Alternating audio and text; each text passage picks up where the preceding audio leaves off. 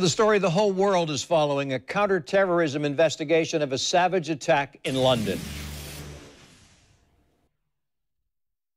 Exactly 1 year after the Brussels terror attack, carnage, fear and confusion in London.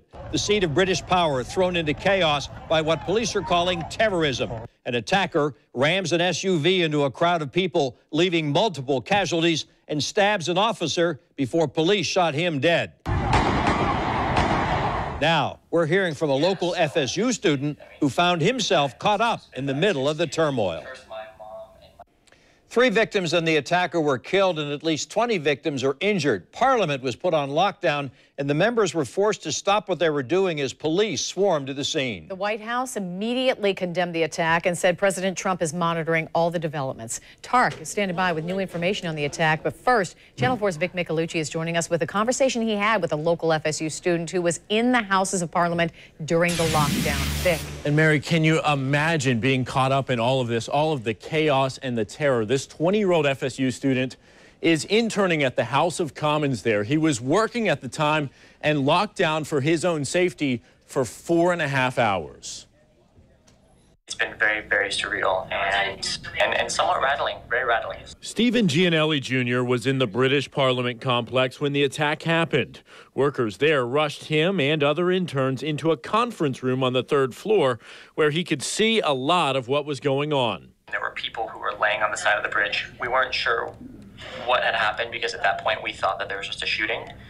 So my first reaction was that those people had been shot, but obviously we've come to realize that those were people who had been struck by a car. He says it was a frightening scene, watching the terror and chaos from a bird's eye view. We've declared this as a terrorist incident, and the Counter-Terrorism Command are carrying out a full-scale investigation into the events today. It's obviously really sad to see what's going on. We're getting the numbers in, you know, every 10 or 15 minutes there's a new news update. He texted his family and girlfriend to let them know he was locked down inside the building, but okay. Do you feel safe where you are? Yes, absolutely, 100%. I literally got to see how quickly the police and emergency responders came, and it was very impressive. As he learns about deaths and injuries, he's heartbroken, but he says he is thankful it wasn't even worse. Being an American, obviously, there are shootings all the time, and for these people to have an event like this, it's very traumatic, and it's very traumatic for me as well.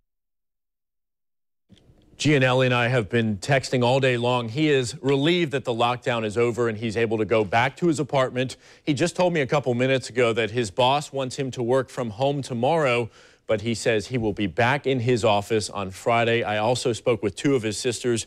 They are obviously thankful that he is okay and that he's safe and that they were able to talk to him and at least send some text messages back and forth during this very difficult time. Thank goodness. Wow. Thank you, Vic.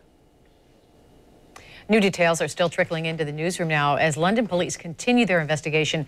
Tark is joining us in the studio with more on how the attack happened. Tark? Well, Barry and Tom, here's a map that shows you exactly how it happened. Investigators say that the vehicle traveled across the Westminster Bridge right here and then into the big crowds. The vehicle hit a number of people here on this bridge, including 3 police officers. The car then crashed inside of a fence right here outside of the Parliament when at least 1 man armed with a knife continued the attack and then tried to enter into Parliament right here. Now take a look at this photo. This was a photo that was taken outside of the Parliament building of the car that was crashed. You see it right there into a fence.